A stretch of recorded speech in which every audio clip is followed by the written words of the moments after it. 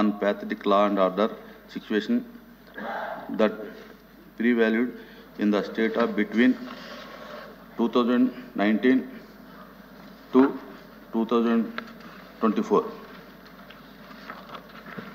అధ్యక్ష ధన్యవాదాలు అధ్యక్ష. అధ్యక్ష ఈరోజు శాంతి భద్రతలు గంజా మీద ఒక శ్వేతపత్రాన్ని హౌస్ ముందు ఉంచడం జరుగుతుంది అధ్యక్ష. ఈరోజు మనందరికీ తెలిసిందే అధ్యక్ష, యాక్చువల్గా ఒక నాయకుడు తాలూకా సమర్థత ఆ రాష్ట్రంలో కానీ ఆ ప్రాంతంలో కానీ ఉన్న శాంతి భద్రతలను ప్రామాణికంగా తీసుకొని ఆ నాయకుడి యొక్క సమర్థతను కానీ ఆ నాయకుడి యొక్క దార్శనికతను కానీ మనం లెక్క ఇచ్చిన సంగతి మనందరికీ కూడా తెలుసు అధ్యక్ష. ఎందుకంటే ఈరోజు ఎక్కడ ఏ సిచ్యువేషన్ సరైనా కూడా శాంతి భద్రతల విషయంలో ఇనిషియేషన్ తీసుకొని శాంతి భద్రతను కట్టుదిట్టం చేయడంలో మనందరికీ తెలిసిన విషయం ఏంటంటే గౌరవ చంద్రబాబు నాయుడు గారు ముఖ్యమంత్రిగా 95లో ఉన్నప్పటి నుంచి కూడా ఈ రోజు వరకు ఆయన ముఖ్యమంత్రిగా కొనసాగిన ఈ రోజు వరకు కూడా కంటిన్యూగా ఎప్పుడై కూడా శాంతి భద్రతల మీద ప్రత్యేక దృష్టి పెట్టడం, అదేవిధంగా పోలీసు వ్యవస్థను కూడా పటిష్టం చేయటం, పోలీసుల వెల్ఫేర్ గురించి కూడా ఆలోచన చేయడం అన్నది మనకి కంటిన్యూస్గా జరిగే పద్ధతి అధ్యక్ష. ఇంకా పోలీసుల గురించి మాట్లాడాలనుకుంటే వాచ్తో సంబంధం లేకుండా సమయంతో అది వాచ్తో సంబంధం లేకుండా చేసే రెండు వృత్తులు వాళ్ళు, ఒకటి డాక్టర్ ఒకటి పోలీస్. 24/7 కూడా భార్య పిల్లల్ని ఇంట్లో వదిలేసి ఎక్కడున్న తిండి తిప్పలు మానేసుకొని దేశ రక్షణ గురించి రాష్ట్ర రక్షణ గురించి ప్రజల రక్షణ గురించి పాటుపడే పోలీసులకు సంబంధించి వాళ్ళు కూడా ఎంతో సేవ చేసే పరిస్థితి కూడా మనందరం కూడా చూసాం అధ్యక్ష. అయితే అధ్యక్ష మనందరం కూడా మన పోలీసుల తాలూకు విశేష ప్రతిభను గురించి కూడా మనం ఒకసారి ఆలోచన చేసుకోవాలి అధ్యక్ష. ఒకసారి మన స్లైడ్ చూసుకుంటే అధ్యక్ష ఫ్యాక్షనిజం అధ్యక్ష, ఫ్యాక్షనిజం అనేది చాలా కూకట వేలతో ఉండిపోయే పరిస్థితుల్లో ఈ ఫ్యాక్షనిజాన్ని ఎటువంటి పరిస్థితుల్లోనైనా తరిమి కొట్టాలి అని ఒకే ఒక ఉద్దేశంతో ఆ రోజు సమర్థవంతమైన అధికారులు నియమించడం దగ్గర నుంచి ఫ్యాక్షన్ అయితే చర్యలను కానీ గ్రామాలపైన పర్యవేక్షణ పెట్టడం కానీ నిఘా పెట్టడం కానీ అదేవిధంగా ఫ్యాక్షన్ సెల్స్ ఏర్పాటు చేయడం కానీ అదేవిధంగా అధ్యక్ష అక్రమంగా నిల్వ ఉంచిన ఆయుధాలు కానీ బాంబులు అక్రమ ఆదాయ వనరులను స్వాధీనం చేసుకోవడానికి వరుసగా వాళ్ళ మీద దాడులు చేయడం కానీ రాయలసీమలో ఫ్యాక్షనిజాన్ని పూర్తిగా నిర్మూలించడానికి ఒక స్పెషల్ టీమును కూడా ఏర్పాటు చేసుకొని ఫ్యాక్షనిజం అనేది లేకుండా చేసిన పరిస్థితి కూడా మనందరం కూడా మెచ్చుకోదగ్గ విషయం అధ్యక్ష, మన పోలీస్ వ్యవస్థ కూడా. అదేవిధంగా అధ్యక్ష మనందరికీ తెలుసు కంబైన్ ఆంధ్రప్రదేశ్లో ఎక్కువగా హైదరాబాద్ లాంటి సిటీస్లోనే ఎక్కువగా మత కల్లోలాలు కూడా చాలా ఎక్కువగా జరిగేవి. ఆ మత ఘర్షణలకి పెట్టింది పేరుగా హైదరాబాద్ ఉండే పరిస్థితుల నుంచి అధ్యక్ష ఈరోజు హైదరాబాద్ ఒక డెవలప్డ్ సిటీ కింద మారే పరిస్థితి వచ్చిందంటే ఆ రోజు మత ఘర్షణల్ని పూర్తిగా అణిచివేతకు గురి చేయడమే కాకుండా అక్కడ ఉన్న లా అండ్ ఆర్డర్ సిచ్యువేషన్ని ఆ రోజు ముఖ్యమంత్రిగా ఉన్న చంద్రబాబు నాయుడు గారు ఆ రోజు ఇనిషియేషన్ తీసుకోవడం, పోలీసులు కూడా పగడ్బందీ చర్యలతో ఆ రోజు మత ఘర్షణల్ని కూడా ఆ రోజు హింసాత్మకమైన చర్యల్ని కూడా ఆ రోజు ఎట్టి పరిస్థితులను జరగకుండా చేసే పరిస్థితి కూడా మనందరం చూసాం అధ్యక్ష. అదేవిధంగా అధ్యక్ష వామపక్ష తీవ్రవాదం అటువంటి సిచ్యువేషన్స్లో నక్సలిజాన్ని కూడా అరికట్టడానికి గ్రేహౌండ్స్ అండ్ స్పెషల్ ఇంటెలిజెన్స్ బ్రాంచ్ని ఏర్పాటు చేయడం, నక్సలిజాన్ని ఎదుర్కొనేందుకు సామాజికంగా ఆర్థికంగా రాజకీయంగా వ్యూహాలు రచించడం, అదేవిధంగా అధ్యక్ష ఒక నక్సలిజాన్ని తీవ్రవాదాన్ని నిర్మూలించడంలో LWE వల్ల ఏపీ అనేది దేశానికే ఒక ఆదర్శప్రాయంగా నిలిపించిన సంగతి కూడా ఒకసారి గుర్తు చేసుకోవాలి అధ్యక్ష ఈ సమయంలో. అదేవిధంగా అధ్యక్ష రౌడీయిజం అధ్యక్ష, ఎవరైనా రౌడీలు ఎక్కడైనా కనిపిస్తే చాలు వాళ్ళ మీద కఠిన చర్యలు తీసుకుంటామని ఉక్కుపాదం మోపి రౌడీయిజాన్ని కూడా మ్యాక్సిమం రౌడీయిజాన్ని అదుపులోకి తీసుకోవడం, అదేవిధంగా పీడీ యాక్టుల ద్వారా రౌడీయిజాన్ మీద ఉక్కుపాదం ఏర్పడే పరిస్థితి కూడా మనందరం కూడా చూసిన సంఘటన కూడా మనందరికీ తెలుసు అధ్యక్ష. ఒకసారి అధ్యక్ష ప్రీవియస్లోకి వెళ్తున్నాను అధ్యక్ష, ఎందుకంటే ఒకసారి ఒక దాని గురించి మాట్లాడుకునేటప్పుడు కంపారిజన్ అనేది కూడా చాలా అవసరం.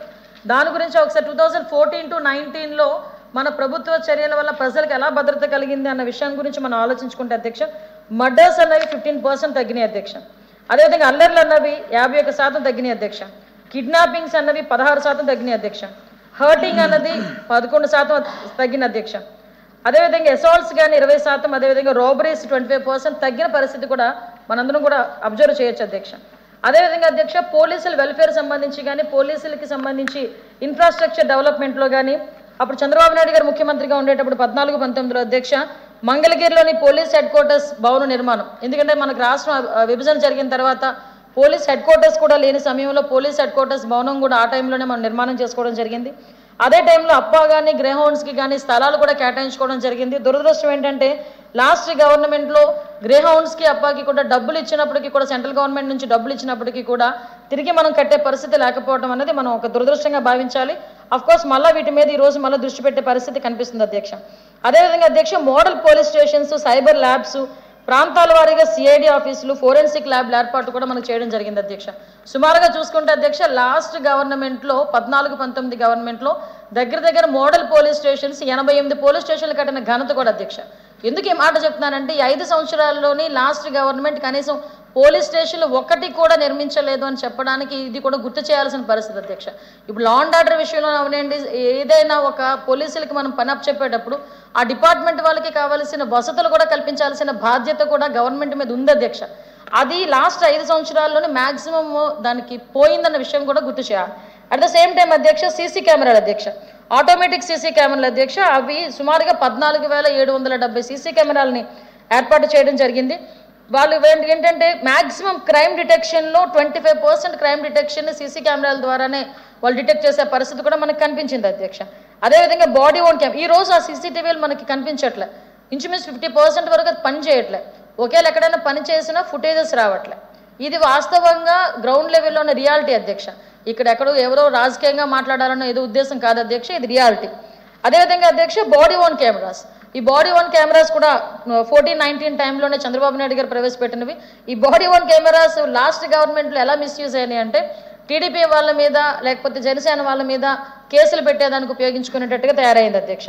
అదేవిధంగా అధ్యక్ష locked house monitoring system LHMS, ఇది ఎక్కడైనా జనాలు ప్రజలు ఎవరైనా ఊర్లో వెళ్ళేటప్పుడు మా హౌస్ లాక్ చేసి ఉంటుంది ఇన్ని రోజులని నియర్ బై పోలీస్ స్టేషన్కి కనుక ఇన్ఫార్మ్ చేస్తే అక్కడ సీసీ కెమెరాలు ఏర్పాటు చేసుకొని మానిటరింగ్ ఏర్పాటు చేసుకొని మళ్ళీ తిరిగి వాళ్ళు వచ్చే వరకు కూడా భద్రతగా వాటిని అప్పచెప్పే పరిస్థితి. అంటే ఒక రెస్పాన్సిబుల్ పోలీస్ కింద, ఫ్రెండ్లీ పోలీస్ కింద ఆ రోజు ప్రజలకి పోలీస్కి మధ్యలో ఒక మంచి రిలేషన్షిప్ కూడా ఉండేది అధ్యక్ష. అదే అధ్యక్ష మొబైల్ కమాండ్ అండ్ కంట్రోల్ సెంటర్లు అధ్యక్ష, ఈ ఫాల్కన్స్ అని చెప్పి 4 పెద్ద వెహికల్స్ ఉండేవి అధ్యక్ష. ఫర్ ఎగ్జాంపుల్ ఎక్కడైనా పెద్ద గ్రూప్ ఆఫ్ పీపుల్ ఎక్కడైనా మీటింగ్స్ ఏర్పాటు చేసుకుంటున్నారు, లేదా పండగలు ఏదో అవుతున్నాయి, గ్రూప్ ఆఫ్ పీపుల్ గ్యాదర్ అవుతున్నారు, అక్కడ ఎటువంటి అల్లర్లు కూడా జరగకుండా ఉండటానికి ఆ వెహికల్స్ అక్కడ విత్ కెమెరాస్తో వెహికల్స్ అక్కడికి వెళ్ళేవి.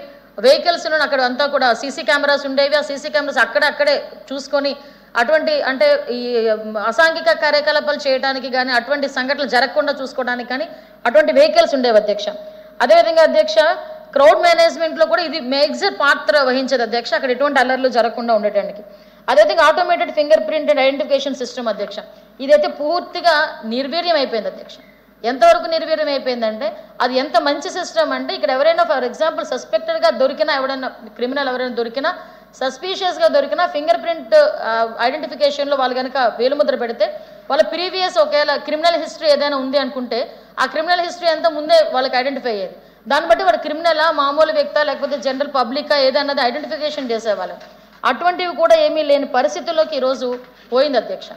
దురదృష్టం ఏంటంటే అధ్యక్ష ఒక స్టేట్ టెర్రరిజాన్ని పెంచి పోషించినట్టుగా లాస్ట్ గవర్నమెంట్ 2019 నుంచి 24 వరకు జగన్మోహన్ రెడ్డి గారు ఆధ్వర్యంలో ఆ గవర్నమెంట్లో మొత్తం ప్రజాస్వామ్యాన్ని కూకటి వేలుతో పగిలించేశారా అన్నట్టుగా ఈరోజు మనందరం కూడా చూసిన పరిస్థితి.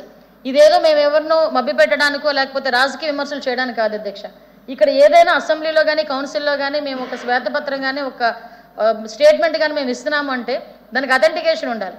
ఈరోజు డెమోక్రసీలో పరిస్థితులు మనం చూసుకుంటే అధ్యక్ష ఈ లెజిస్లేటివ్ సిస్టమ్ కానీ, ఎగ్జిక్యూటివ్ని కానీ, అదేవిధంగా మనకి జ్యుడిషియర్ని కానీ, మీడియాని కానీ మొత్తాన్ని అన్నిటి మీద కూడా అంటే వ్యవస్థలన్నిటి మీద కూడా దాడి చేయడమే కాదు వ్యవస్థలన్నింటినీ కూడా నిర్వీర్యం చేశారు అధ్యక్ష. ఆ నిర్వీర్యం చేసింది కూడా ఎవరితో కలిపి చేశారు అధ్యక్ష? ఈ రాష్ట్రాన్ని, ఈ ప్రజల్ని రక్షించాల్సిన పోలీసులు. కష్టం వస్తే పోలీస్ దగ్గరికి వెళ్తే మాకు కష్టం తీరుతుంది అని భావించే పోలీసుల్ని అడ్డగోలుగా వాడుకొని వాళ్ళకి ఇష్టం ఉన్నా లేకపోయినా కూడా పోలీసులను అడ్డం పెట్టుకొని ఈరోజు వ్యవస్థలన్నింటినీ కూడా నిర్వీర్యం చేసి సుమారుగా చెప్పాలంటే ఈ శాసన కార్యనిర్వాహక న్యాయ మీడియా విభాగాల మీద లిటరల్లీ చెప్పాలంటే దాడి చేశారు అధ్యక్ష. ఆ దాడి చేయడం దానికి కూడా ఈ ప్రభుత్వ కక్ష సాధింపు చర్యలకి, ఇది ఎవరు ఇంటర్నల్గా కక్ష సాధింపు చర్యలు కాదు, ప్రభుత్వ కక్ష సాధింపు చర్యలకి పోలీసులను ఒక వెపన్స్ కింద ఉపయోగించుకొని ఆ కక్ష సాధింపు చర్యలు కూడా చేయడం అనేది మనందరం కూడా చూసాం అధ్యక్ష. వైసీపీ నేతలతోని కుమ్మకైన పోలీసుల్ని ఒకవేళ ఉన్నారనుకోండి వాళ్ళకి పోస్టింగ్స్ ఇవ్వటం, వాళ్ళకి సీనియారిటీ లేకపోయినా తీసుకొచ్చి వాళ్ళకి కావాల్సిన ప్లేసుల్లో కూర్చోబెట్టుకోవడం, ఇలాంటి పరిస్థితులు. మొన్న ఎవరో నాకు చెప్తున్నారు అధ్యక్ష, ఒక కానిస్టేబుల్ తీసుకొచ్చి రెవెన్యూ డిపార్ట్మెంట్లో కూర్చోబెట్టి వేయించాడు ఒక మంత్రి. ఒక కానిస్టేబుల్, ఎక్కడ కానిస్టేబుల్? రెవెన్యూ డిపార్ట్మెంట్లో గ్రూప్ 2 క్యాడర్లు. నేను ఆ ఇన్ఫర్మేషన్ కూడా తెప్పించుకుంటాను అధ్యక్ష, ఏదో ఒక సందర్భంలో నేను మన సభ ముందు కూడా ఉంచుతా. అంటే వాళ్ళకి కావలసిన వ్యక్తుల్ని, వాళ్ళకి అనుకూలంగా ఉన్న వ్యక్తుల్ని తీసుకొచ్చి ఎక్కడెక్కడో పోస్టింగ్లు పెట్టుకునే పరిస్థితి కూడా మనం తీసుకొచ్చాం. అదేవిధంగా అధ్యక్ష, అక్రమాలకు సహకరించిన పోలీసులను అధ్యక్ష విఆర్లో పెట్టడం, ఇది మరి దౌర్భాగ్యం అధ్యక్ష. విఆర్ అనేది ఒక 6 months ఉంటుంది. ఆ 6 months కూడా శాలరీ ఇవ్వాలి. ఆ శాలరీ కూడా లేకుండా ఈ రోజుకి కూడా అధ్యక్ష విఆర్లో ఉన్న వాళ్ళు 2.5 సంవత్సరాలుగా జీతాలు లేకుండా సొంత డబ్బులు పెట్టుకొని వాళ్ళ కార్యకలాపాలు వాళ్ళ తాలూకు అఫీషియల్ డ్యూటీస్ పనిచేస్తున్నారు అధ్యక్ష. అంటే ఇష్టం లేకపోతే విఆర్లో పెట్టడం, ఇష్టం ఉంటే ప్రమోషన్లు ఇచ్చుకోవడం. ఓవరాల్గా పోలీసు వ్యవస్థను వాళ్ళకి చెప్పు చేతుల్లో పెట్టుకునే పరిస్థితి కనిపించింది అధ్యక్ష. ఎంత చెప్పు చేతుల్లో పెట్టుకున్నారంటే అధ్యక్ష, రాజకీయ పార్టీల అణచివేత. ఇక్కడ చాలా క్లియర్గా మనందరం కూడా అర్థం చేసుకోవాలి, వినాలి అధ్యక్ష. ఎందుకంటే నారా చంద్రబాబు నాయుడు గారు అంటేనే 40 సంవత్సరాలు రాజకీయ అనుభవం కలిగిన వ్యక్తి, 14 సంవత్సరాలు అప్పటికి ముఖ్యమంత్రిగా చేసిన వ్యక్తి, 15 సంవత్సరాల దగ్గర ప్రతిపక్ష నేతగా ఉన్న వ్యక్తి. అటువంటి వ్యక్తి మీద మరి దౌర్భాగ్యం ఏంటంటే SC/ST అట్రాసిటీ కేసు, అదేవిధంగా PDPP చట్టంతో సహా 17 క్రిమినల్ కేసులు నమోదైనాయి అధ్యక్ష.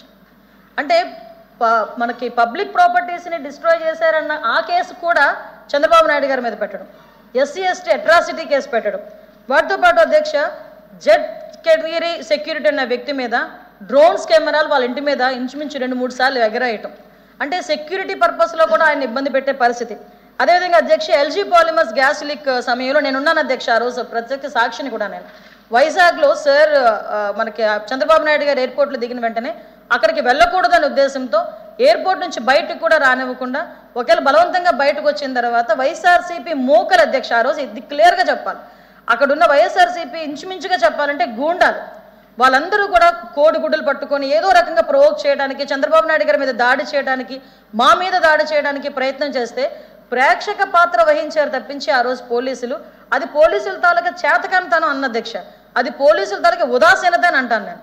ఆ రోజు ఏమీ చేయలేని పరిస్థితిలో వాళ్ళు అలా ఉండిపోతే తిరిగి వెనక్కి తీసుకొచ్చే పరిస్థితి ఏమధ్యక్ష. ఒక ప్రజాస్వామ్యంలో ఒక దగ్గర ఘోరం జరుగుతుంది, ఒక దగ్గర అన్యాయం జరుగుతుంది అన్నప్పుడు ప్రతిపక్ష హోదా కలిగి ఉన్న వ్యక్తి ఆ రోజు వెళ్ళేదానికి కూడా అవకాశం లేకుండా ఎయిర్పోర్ట్లోనే బంధించిన పరిస్థితి కూడా మనందరం చూసాం అధ్యక్ష. అదేవిధంగా అధ్యక్ష, చలో ఆత్మకూరు సంఘటన మనందరికీ తెలుసు. ఆత్మకూరుకు వెళ్ళడానికి, ఒక ప్రతిపక్ష నేతగా ఆత్మకూరుకు వెళ్ళడానికి ప్రయత్నం చేస్తే ఆ రోజు పెద్ద పెద్ద తాడులు తీసుకొచ్చి చంద్రబాబు నాయుడు గారి ఇంటి దగ్గరికి వెళ్ళి తాడులు కట్టే పరిస్థితి ఏమధ్యక్ష. ఇప్పుడు మొన్న ఇదే జగన్మోహన్ రెడ్డి గారు మన పిన్నెల్లి రామకృష్ణారెడ్డిని జైలుకి వెళ్ళి పరామర్శిస్తూ వస్తామంటే ఎవరు ఆపారు అధ్యక్ష? అందరం కలిసి పంపించాం, విత్ సెక్యూరిటీ ఇచ్చి పంపించండి అని చెప్పారు. మొన్న రీసెంట్గా మన వినుకొండ సంఘటనలో వెళ్తామంటే అతనికి ప్రతిపక్ష హోదా లేకపోయినా జెడ్ సెక్యూరిటీ కావాలని జెడ్ సెక్యూరిటీ ఇచ్చారు, బుల్లెట్ ప్రూఫ్ కార్ ఇచ్చి గౌరవంగా పంపించారు. ఎక్కడా కూడా మేము ఎక్కడో రిస్ట్రిక్ట్ చేయలేదే. సో అటువంటి, కానీ చెప్తున్నాను అధ్యక్ష, కంపారిజన్ చెప్తున్నా.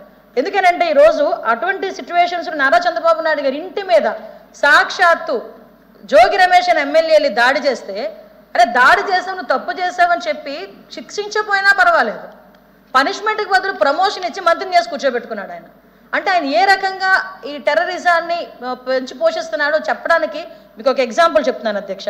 అదేవిధంగా పవన్ కళ్యాణ్ గారు అయితే మరి పరిస్థితి ఎంత దారుణంగా ఉందంటే అధ్యక్ష, గ్రూపుల మధ్య విద్వేషాలు రెచ్చగొడుతున్నారు అని ఒక ఉద్దేశంతో 7 కేసులు పెట్టారు అధ్యక్ష. అసలు ఆయన పర్టికులర్గా వైజాగ్ వస్తున్నారు. ఆ రోజు నేను కూడా వైజాగ్లో ఉన్నా, కొన్ని వైజాగ్ సంఘటనలకు నేనే ప్రత్యక్ష సాక్షిని. వైజాగ్ వస్తే అధ్యక్ష, వైజాగ్ ఎయిర్పోర్ట్ నుంచి ఆయన తీసుకొస్తుంటే కరెంట్ ఆఫ్ చేశారు అధ్యక్ష. కరెంట్ ఆఫ్ చేస్తే జన సైనికులందరూ వాళ్ళ ఉత్సాహం అలా ఉండేది, సెల్ ఫోన్ కెమెరా లైట్లలో పవన్ కళ్యాణ్ గారిని తీసుకెళ్లారు అధ్యక్ష. అది కూడా చూసి ఓర్వలేక అర్జెంటుగా నగర బహిష్కరణ చేయాలని నోటీసులు తీసుకెళ్లి పవన్ కళ్యాణ్ గారికి ఇచ్చే పరిస్థితి.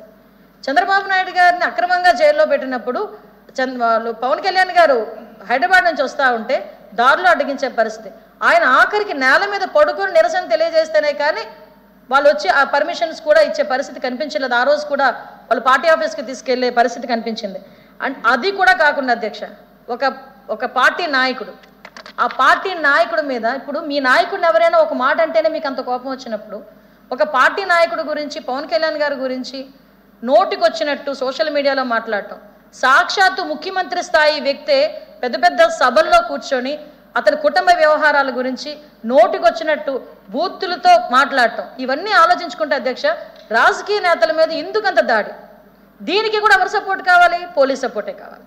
లాస్ట్ టైం క్రైమ్ ఎందుకు పెరిగిందంటే పోలీసులందరూ వచ్చి మా చుట్టూ తిరిగేసరిగా సరిపోయేది. సో అది అలా జరిగిన సంఘటనలు కూడా మీ దగ్గరికి చూపిస్తున్నాను అధ్యక్ష. అదేవిధంగా అధ్యక్ష, టీడీపీ నేతల మీద దాడులు అధ్యక్ష. టీడీపీ నేతల మీద దాడుల గురించి మనం మాట్లాడుకుంటే అధ్యక్ష, మనందరికీ తెలుసు బోండా ఉమామహేశ్వరరావు గారు 2020 మార్చిలో అధ్యక్ష స్థానిక సంస్థల్లోని ఎన్నికల సమయంలో పల్నాడు గ్రామానికి బోండా ఉమా గారు అదేవిధంగా మన బుద్ధ వెంకన్న గారు వెళ్ళారు. వెళ్ళినప్పుడు అక్కడ తల్లారి కిషోర్ అనుకుంటా, ఐ థింక్ అతని పేరు కూడా, అతగాడు పెద్ద తురక కిషోర్ ఎవరు పెద్ద దొంగ తీసుకొచ్చి వాళ్ళ మీద దాడి చేశాడు. అది పేపర్లో పడింది, టీవీలో వచ్చింది, అన్నిట్లో వచ్చింది. నిజంగా ఎవడైనా భయపడితే ఏమనుకుంటాడు, ఈ రోజు నా మీద ఏ 307 కేసు పెట్టేస్తాడో, నేను ఏ యాంటిసిపేటరీ బెయిల్ తీసుకొచ్చుకోవాలో, నేను ఎక్కడ పరిగెట్టాలో అనుకుంటాడు ఎవడైనా కూడా. సాధారణంగా ప్రజాస్వామ్యాన్ని రాజ్యాంగాన్ని నమ్మే వ్యక్తి. కానీ అతగాడిని ఏం చేశాడంటే తిన్నగా తీసుకెళ్లి మున్సిపల్ చైర్మన్ చేశాడు. నేను ఎందుకు చెప్తున్నానంటే అధ్యక్ష, తప్పులు చేసిన వాళ్ళని ఎలాగ ఆయన వెనకేసుకొచ్చారని చెప్పడానికి ఒక ఎగ్జాంపుల్ చెప్పాను అధ్యక్ష. పొద్దుటూరులో నారా లోకేష్ గారి మీద రాళ్ల దాడి చేశారు. అది యువగలం. ఇంతకుముందు చాలా మంది పాదయాత్రలు చేశారు. ఆ పాదయాత్రలో భాగంగా మొన్న లోకేష్ గారు కూడా యువగలం పాదయాత్ర చేశారు. ఆ యువగలం పాదయాత్ర చేసినప్పుడు కూడా కనీసం ఒక మైక్ ఇవ్వలేదు అధ్యక్ష. మైక్లో మాట్లాడితే ప్రాబ్లం ఏంటి? జీవో నెంబర్ 1 అని చెప్పి తీసుకొచ్చి ఎటువంటి పరిస్థితుల్లోని ఈ మూకుముడిగా ఉండకూడదు, సభలు నిర్వహించకూడదు అని చెప్పి జీవో నెంబర్ 1 తీసుకొచ్చారు. దాన్ని మళ్ళీ రాజ్యాంగబద్ధంగా హక్కుల్ని కాలరాయడం కాబట్టి దాన్ని రద్దు చేస్తున్నామని చెప్పారు. తర్వాత కోర్టుల దగ్గర తెచ్చుకోవడం జరిగింది. విషయం ఏంటంటే అధ్యక్ష, కనీసం టేబుల్ కూడా నుంచోడానికి టేబుల్ కూడా ఇవ్వలేదు. రాళ్ల దాడి చేసి తిరిగి మళ్ళా టీడీపీ వాళ్ళ మీద జనసేన సైనికుల మీద తిరిగి కేసులు పెట్టే పరిస్థితి. అదేవిధంగా అధ్యక్ష, మనందరికీ తెలుసు జేసీ ప్రభాకర్ రెడ్డి గారు మీద దగ్గర 43 కేసులు పెట్టారు. మరి దౌర్భాగ్యం ఏంటి అధ్యక్ష, ఇక్కడ ఒక నేను మెన్షన్ చేయాలి. జేసీ ప్రభాకర్ రెడ్డి గారు విడుదలై బయటకు వచ్చి వెళ్తా ఉంటే మళ్ళీ అక్కడ ఏదో ప్రాబ్లం జరిగిందని ఒక ఎస్సీ సిఐని బలవంతంగా తీసుకొచ్చి పెట్టి అతని చేత మళ్ళీ అట్రాసిటీ కేసు పెట్టించారు సిఐ చేత. అరే పోలీస్ అట్రాసిటీ కేసు పెట్టడం ఏంటి అధ్యక్ష? ఒక పోలీస్ అట్రాసిటీ కేసు పెట్టే పరిస్థితి ఎందుకు వచ్చింది? ఒక పై ఆఫీసర్ ద్వారానో లేకపోతే వేరే రాజకీయ నాయకుడి ద్వారానో పెద్ద వాళ్ళు ఏదైనా పెద్ద సంఘటనలు జరిగినప్పుడు అంటే అట్రాసిటీ కేసెస్ పెట్టించడానికి కూడా దళిత పోలీసులు తీసుకొచ్చి ఉపయోగించుకునే కల్చర్ని తీసుకొచ్చాడని చెప్పడానికి ఒక జేసీ ప్రభాకర్ రెడ్డి గారు ఉదంతం మీకు చెప్తున్నాను అధ్యక్ష. పల్లా శ్రీనివాసరావు గారు అతని ఆస్తి ఏదో అక్రమంగా కట్టారని అతని బిల్డింగ్ని కూల్చిపాడేశారు. ఆదిరెడ్డి వాసు గారు వాళ్ళ కుటుంబాన్ని ఏ విధంగా ఇబ్బంది పెట్టారో తెలుసు. చంద్రబాబు నాయుడు గారిని ఇంకా అక్రమంగా అరెస్ట్ చేయాలి అనుకునేటప్పుడు ముందుగా ప్రివెంటివ్ అరెస్టుల కింద వాళ్ళు ఎవరు నోరులిప్పకూడదని వాళ్ళని బెదిరించడానికి వాళ్ళని అరెస్టులు చేయటం. అదేవిధంగా విషయం ఏంటంటే మా లీడర్లను అరెస్ట్ చేయడమే కాకుండా మా లీడర్లు ఎవరైనా దొరకకపోతే వాళ్ళ కుటుంబ సభ్యులను కూడా పత్తిపాటి పుల్లారావు గారు దొరకలేదని వాళ్ళ అబ్బాయిని తీసుకెళ్లి అరెస్ట్ చేసి జైల్లో పెట్టిన పరిస్థితి. మనకి పత్తిపాటి పుల్లారావు మారెడ్డి రవీంద్రనాథ్ గారు బీటెక్ రవి గారిని ఆయన ఏదో పెద్ద దేశద్రోహం చేసినట్టుగా ఎయిర్పోర్ట్లోకి వెళ్ళి కడప ఎయిర్పోర్ట్లోకి వెళ్ళి ఆయన అరెస్ట్ చేయడం. దూలుబాల్ నరేంద్ర గారు, కోడ రవికుమార్ గారు, సోమిరెడ్డి చంద్రమోహన్ రెడ్డి గారు, వీళ్ళందరినీ ఒకెత్తే అధ్యక్ష అరెస్ట్ చేయడంలోనే ఒక్కొక్కరు ఒక్కొక్క కారణంతో గౌతు శిరీష గారి మీద, పంచమర్తి అనురాధ గారి మీద, అప్పుడు నా మీద, ఇంకా చాలామంది ఆదిరెడ్డి భవానీ గారి మీద, వీళ్ళందరి మీద అధ్యక్ష సోషల్ మీడియాలో మాట్లాడిన మాటలు అధ్యక్ష ఏదో ఒక రోజు మీరు నాకు అవకాశం ఇస్తే నేను అవన్నీ మీకు చూపిస్తాను అధ్యక్ష. ఎందుకంటే మీరు చూడాలి. ఎందుకంటే ఈరోజు రాజకీయంగా బయటకు వచ్చి ఆడవాళ్ళమి మాకులాంటి వాళ్ళమందరమీ కూడా బయటకు వచ్చి మేము పని చేసుకుంటున్నామంటే నిజంగా లిటరల్లీ చెప్పాలంటే అటువంటి కామెంట్స్ చూడకుండా వినకుండా మేము వెళ్తున్నాం కాబట్టి బతకగలుగుతున్నాం. లేకపోతే ఆ రోజు పంచమర్తి అనురాధ గారి మీద మాట్లాడిన మాటలు కానీ, గౌతు శిరీష గారి మీద మాట్లాడిన మాటలు కానీ, అదేవిధంగా మనకి ఆదిరెడ్డి భవానీ గారు ఎమ్మెల్యే గారు అధ్యక్ష ఆ టైంలో ఆవిడ మీద మాట్లాడిన మాటలు కానీ ఇవన్నీ చూస్తే అధ్యక్ష నిజంగా ఒక్కొక్క సందర్భంలో ఆడవాళ్ళు రాజకీయాలు రావడానికి కూడా ఇబ్బందులు పడే పరిస్థితి అధ్యక్ష. ఏదో రకంగా క్యారెక్టర్ అసోసియేషన్ చేయడం, ఏదో రకంగా సోషల్ మీడియాలో ఇబ్బందులు పెట్టడం, ఏదో రకంగా కుటుంబ సభ్యులు బెదిరించాలని అనుకోవటం, ఇలాంటి సిచ్యువేషన్స్ అధ్యక్ష మీ అందరికీ తెలుసు అధ్యక్ష. రాజకీయ పార్టీలు ప్రతిపక్ష పార్టీలుగా ఉన్న అప్పుడు కోడ్ల శివప్రసాద్ గారు అనేసరికి గౌరవం అందరికీ. అటువంటి వ్యక్తిని మానసికంగా హింసించి 18 కేసులు పెట్టారు అధ్యక్ష. 18 కేసులు పెట్టి ఆయనని ఆత్మహత్య చేసుకునే విధంగా అది కూడా పాల్పడేలా చేయడం అన్నది ఒకసారి చూసుకోవాలి అధ్యక్ష. ఇది ఒకసారి నాకే వర్తిస్తుందేమో. నా మీదే అట్రాసిటీ కేసు అధ్యక్ష. నేను అట్రాసిటీ కేసులో అధ్యక్ష నేనున్నాను అధ్యక్ష. ఒకసారి కడప కోర్టు కూడా అటెండ్ అయ్యాను అధ్యక్ష. నా మీద అట్రాసిటీ పులివెందలలో నాగమ్మ అని ఒక ఆడబిడ్డని అతి క్రూరంగా హత్య చేస్తే నేను ఎంఎస్ రాజు గారు మేమందరం కలిపి పులివెందులు వెళ్ళాం ఆ కుటుంబానికి న్యాయం చేద్దామని. నా మీద ఎంఎస్ రాజు గారి మీద బీటెక్ రవి గారి మీద మా అందరి మీద కూడా అట్రాసిటీ కేసు పెడితే ఆ రోజు మళ్ళీ మేము యాంటిసిపేటరీ బెయిల్ తెచ్చుకున్నాం అధ్యక్ష. ఈ రోజుకి కూడా కొడప కోర్టులో ట్రయల్ నడుస్తుంది అధ్యక్ష. అది పరిస్థితి. అంటే ఒకసారి మీరు అర్థం చేసుకోండి. మన అయ్యన్న పాత్ర గారు తహసీల్దార్ని ఒక ఎంఆర్ఓని ప్రశ్నించారని ఆయన మీద అట్రాసిటీ కేసు పెట్టారు. దేవినేని ఉమా గారు క్వారీ అక్రమ క్వారీ అని చెప్పేసి జరుగుతుందని చెప్పినందుకు ఆయన మీద కేసు పెట్టి అట్రాసిటీ కేసు పెట్టారు. అశోక్ గజపతి రాజు గారు రామతీర్థం ఈవోని అడ్డుకున్నారని కేసు పెట్టారు. అదేవిధంగా అచ్చెన్నాయుడు గారు సార్ ఇప్పుడే మన దగ్గర ఉన్నారు మంత్రివర్యులు. అచ్చెన్నాయుడు గారిని అయితే అతి క్రూరంగా ఆ టైంలో అతనికి ఒంట్లో బాగాలేదు, చిన్న సర్జరీ జరిగింది. అయినప్పటికీ కూడా అధ్యక్ష 9 గంటలు ప్రయాణం చేయించి అతన్ని విపరీతంగా ఇబ్బంది పెట్టి దగ్గర 70 రోజులు అనుకుంటా కస్టడీలో ఉన్న పరిస్థితి. అచ్చెన్నాయుడు గారు 70 రోజులు. ఇంతకీ 70 రోజులు కస్టడీలో పెట్టి నువ్వేం చేసావయ్యా అంటే ఏమీ కనిపించలేదు ఈ రోజుకి కూడా. అంటే కేవలం రాజకీయ కక్ష తప్పించి ఏమీ లేని పరిస్థితి ఈరోజు. మన నారాయణ గారు, పొంగూరు నారాయణ గారిని ఎటువంటి సంబంధం లేని కేసులతో చుట్టూ తిప్పారు మొత్తం. ఉదయం నుంచి సాయంత్రం వరకు కారులో తిప్పుతూనే ఉన్నారు. రఘురామకృష్ణరాజు గారి గురించి నాకన్నా బాగా మీకే తెలుసు అధ్యక్ష, ఎందుకంటే ప్రపంచాన్ని అందరికీ తెలుసు. అతని కస్టోడియల్ టార్చర్ తీసుకొచ్చుకొని ఆయన ఏ రకంగా హింసించారు, ఏ రకంగా కొట్టారు, మాకన్నా బాగా ఆయన చెప్తారు. మాకు చెప్పారు ఆయన. ఇంట్రాగేట్ చేసే వాళ్ళని కూడా 3rd డిగ్రీ చేసే వాళ్ళని ఎలాగైతే ఇంట్రాగేట్ చేస్తారో ఆ రకంగా నన్ను అవతల వైపు చూపించుకొని, అది what ever it may be, నేను ఇక్కడ కొన్ని సందర్భాల్లో సభ ముందు మాట్లాడకూడదని మాట్లాడట్లే, అలాగా టార్చర్ చేసి ఇంచుమించుగా అతన్ని ఏదో ఒకటి హర్ట్ చేద్దామనే ఉద్దేశంతో చేసిన పరిస్థితి కూడా కనిపిస్తుంది అధ్యక్ష. అదేవిధంగా అధ్యక్ష మీకు అందరూ తెలుసు పట్టాభి గారు, కొమ్మారెడ్డి పట్టాభి గారు, ఆయన కేవలం అధ్యక్ష గంజాయి విచ్చలవిడిగా ఉంటుంది, గంజాయిని అరికట్టండి అని చెప్పినందుకు పార్టీ ఆఫీస్ మీద దాడి చేయడం ఒక ఎత్తు అయితే, తిన్నగా పట్టాభి గారి ఇంటి దగ్గరకు వచ్చి పట్టాభి గారిని అక్రమంగా అరెస్ట్ చేసి దాడి చేయటం, అదేవిధంగా వాళ్ళ ఇంటి మీద దాడి చేయటం, ఇవన్నీ పక్కన పెడితే జోలకంటి బ్రహ్మారెడ్డి గారు పార్టీ కార్యాలయం మీద, అదేవిధంగా పొంగనూరులోని రామచంద్ర యాదవ్ గారి ఇంటి మీద, ముఖ్యంగా టీడీపీ నేత గాంధీ అధ్యక్ష, మాకు ఎక్స్ కార్పొరేటర్ ఆయన. ఇవన్నీ ఎందుకు చెప్తున్నానంటే అధ్యక్ష, ఈరోజు అంటే రాజకీయాలు ఉంటాయి, రాజకీయాలు అధికారం ఉంటుంది, అధికారం పోతుంది, తర్వాత అవన్నీ పక్కన పెడితే ఈరోజు కొన్ని సంఘటనలు ఎలాగ రిజిస్టర్ అయిపోతాయి. ఈరోజు గాంధీ గారు ఉన్నారు అధ్యక్ష, ఆయనకి ఈరోజు కన్ను లేదు అధ్యక్ష, కన్ను పోయింది, తీసేశారు, కన్ను పోయింది, ఇంకా రాదు కన్ను. ఎప్పుడు ఈ కన్ను పోయింది అంటే పలానా వ్యక్తులు పోగొట్టిన పరిస్థితి.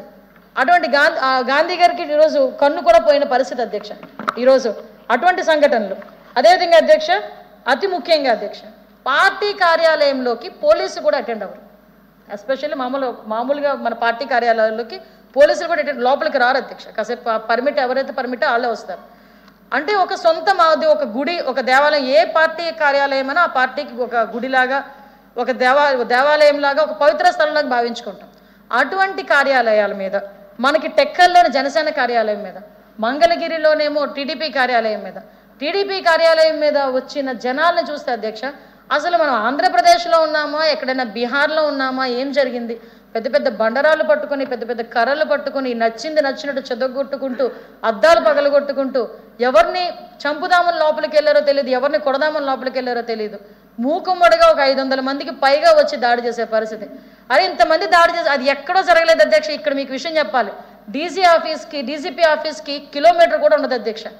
డీజీపీ ఆఫీస్ పక్కనే ఉన్న మంగళగిరి ఆఫీస్ మీద దాడి జరుగుతూ ఉంటే ఆ రోజు కూడా పోలీసులు ఉదాసీనంగా వ్యవహరించారే తప్పించి ఒక్క పోలీస్ గార్డ్ కూడా, ఈవెన్ మీకు ఈ విషయం కూడా చెప్పాలి, ఎందుకు పోలీస్ గార్డ్ కూడా రాలేదు మా వైపు అంటే, నువ్వు ఇదే విషయాన్ని మళ్ళీ డీజీపీ ఆఫీస్కి తీసుకెళ్ళి నేను రిప్రజెంటేషన్ ఇవ్వడానికి మేము వెళ్తామంటే అక్కడి ఇంచుమించుగా 200 మంది పోలీసులను పెట్టేవారు అధ్యక్ష. అంటే మేము వెళ్ళి వాళ్ళకి రిప్రజెంటేషన్ చేయకూడదు. ఏదో అంటారు కదా, అమ్మ పెట్టతో అడుగు తినానేవదని, వాళ్ళు రారు మమ్మల్ని రక్షించడానికి. ఇప్పుడు మేము వెళ్ళి అడుగుదామంటే మమ్మల్ని అడిగే పరిస్థితి కూడా కనిపించేది కాదు. అదే అధ్యక్ష, అలా వెళ్ళే పరిస్థితి కూడా మనం అందరం చూస్తున్నాం అధ్యక్ష. గన్నవరంలో పార్టీ కార్యాలయం తగలబెట్టేశారు అధ్యక్ష ఏకంగా. ఇలాంటివన్నీ ఒకైతే అయితే అధ్యక్ష, కార్యకర్తల మీద దారుణం ఏంటంటే తోట చంద్రయ్య పల్నాడులో జరిగింది అధ్యక్ష. నడి రోడ్డు మీద అందరూ చూస్తుండగా పట్టపగలు పేక మీద కత్తి పెట్టి జై జగన్ అంటావా చంపేయమంటావా అంటే జై చంద్రబాబు అన్నాడని పేక కోసాడు అధ్యక్ష. ఇది నేనేదో అబద్ధం చెప్పాల్సిన అవసరం లేదు, ఒకసారి మనం ఎంక్వైరీ మీ రిపోర్ట్స్ ఏం తెప్పించుకున్నా కూడా తెలుస్తుంది అధ్యక్ష. తోట చంద్రయ్య అనే వ్యక్తిని అదే పల్నాడులో అధ్యక్ష కంచెర్ల జోలయ్య. నేను ఎగ్జాంపుల్స్ చెప్తున్నాను కొంచెం, అంటే కొంతమందిని మాత్రమే మీ దగ్గర ఇప్పుడు చూపిస్తున్నాను అధ్యక్ష. కడప జిల్లా పొద్దుటూరులో అధ్యక్ష నందం సుబ్బయ్య, ఆయన్ని హత్య చేశారు అధ్యక్ష. ప్రకాశం జిల్లాలో సిద్ధవరంలోని టీడీపీ మద్దతుదారులు పి మునిస్వామిని హత్య చేశారు అధ్యక్ష. గుంటూరులోని టీడీపీ నేత షేక్ హుస్సేన్ వైసీపీ మద్దతుదారులు దాడి చేసి చంపారు అధ్యక్ష. కర్నూలు జిల్లాలోని ఎద్దనపూడి టీడీపీ నాయకుడు అధ్యక్ష కారుమంచి చౌదరి, ఆయన్ని కూడా వైసీపీ కార్యకర్తలు గాయపరి చంపారు అధ్యక్ష. శ్రీనివాసరెడ్డి వైసీపీ గూండాలు కిడ్నాప్ చేశారు అధ్యక్ష. తర్వాత చూస్తే సమయ కనిపించాడు. అదే అధ్యక్ష పల్నాడు జిల్లాలోని మాజీ ఎమ్మెల్యే పిన్నెల రామకృష్ణారెడ్డి, పోలింగ్ రోజున ఏం జరిగిందో మీకు తెలుసు. ఆఖరికి ఆ పోలింగ్ ఈవీఎం బాక్సులు వెళ్ళి బద్దలు కొట్టేసి ఎందుకు బద్దలు కొడుతున్నారని అడిగితే తిరిగి వాళ్ళ మీద దాడి చేసి హత్యాయత్నం చేసిన పరిస్థితి. అధ్యక్ష దాని గురించి మాట్లాడుతూ ఉంటే ఇక్కడ మనం సిగ్గుపడాల్సిన విషయం ఏంటంటే 5 సంవత్సరాల ముఖ్యమంత్రి చేసిన వ్యక్తి ఈవీఎం బాక్సులు బద్దలు కొట్టడం కూడా అదే పెద్ద నేరం కాదన్నట్టు మాట్లాడడం చూస్తూ ఉంటే ఒక్కసారి ప్రజాస్వామ్యంలో నాయకుల పరిస్థితి అంటే ఒక గూండాయిజాన్ని ఒక నేర ప్రవృత్తి కలిగిన వ్యక్తి చేస్తే ఎలా ఉంటుందో అదొక ఉదాహరణ కింద మనం చెప్పొచ్చు అధ్యక్ష. అదేవిధంగా అధ్యక్ష మీ అందరికీ తెలుసు, ప్రతిపక్ష పార్టీలు ఏదైనా కార్యక్రమాలు చేస్తున్నారంటే బయటికి రాకూడదు, బయటికి వచ్చారంటే హౌస్ అరెస్టులు, అంతే. జీవో నెంబర్ 1 పెట్టడం, గృహ నిర్బంధాలు. నాకు తెలిసి నా మీద ఉన్న 23 కేసుల్లో 15 కేసులు గృహ నిర్బంధాలు అయి ఉంటాయి సార్.